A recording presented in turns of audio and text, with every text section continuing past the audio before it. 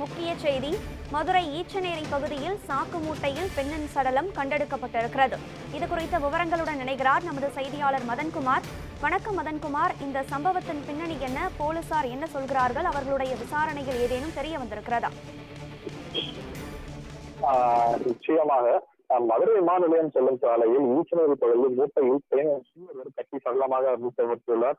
அது குறித்து சம்பவம் குறித்து போலீசார் விசாரணை மேற்கொண்டிருக்கிறார். அந்த காட்சியாக பார்த்து கொண்டிருக்கும் கனகதரா. மதுரை அவமாபுரம் புறவழிச்சாலை ஈச்சநேரி பகுதியில் போலீஸ் சாட்டைக்குள் கட்டிய நிலை பெண் என்று காணப்பட்டுள்ளது. இது குறித்து அருகில் உள்ளவர்கள் பெருங்குடி காவல் நிலையத்திற்கு தகவல் அளித்துள்ளனர். இதனைத் தொடர்ந்து திருமங்கலம் காவல் ஆய்வாளர் சரணன் மற்றும் பெருங்குடி காவல்துறையினர் சம்பவ இடத்திற்கு ஆய்வு செய்து வருகின்றனர்.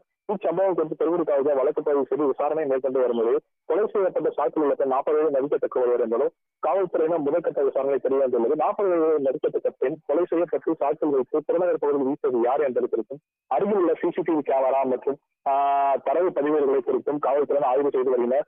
மேலும் சம்பவ இடத்தில் தடை அறிவியல் நிபுணர்கள் மோப்ப நாய்கள் சம்பவ இடத்திற்கு வரவழைக்கப்பட்டு ஆய்வு பணிகளாக மேற்கொள்ளப்பட்டு வருகிறது. இரண்டு பெண்ணின் உடலை கைப்பற்றி உடற்காக மதுரை அரசு ராஜாஜி மருத்துவமனைக்கு தற்போது அனுப்பி வைக்கப்பட உள்ளது. மேலும் 40 வயது மதிக்கத்தக்க பெண் சாக்கில் கட்டி கொலை செய்யப்பட்ட சம்பவம் ஈச்சநேரி கிராமம் மட்டுமல்லாது விமான சுற்றுவட்டார பகுதியிலும் பெரும் பரபரப்பை ஏற்படுத்தியுள்ளது. மேலும் சம்பவ இடத்தில் காவல்துறையினர் ஆய்வு மேற்கொண்டு வருகின்றனர். கனகதாரா. மதுரை ஈச்சநேரி பகுதியில் சாக்கு மூட்டையில் பெண்ணின் சடலம் கண்டெடுக்கப்பட்டிருக்கிறது. இந்த சம்பவத்தின் பின்னணி குறித்த தகவல்களை பகிர்ந்தமைக்கு நன்றி மதன்குமார்.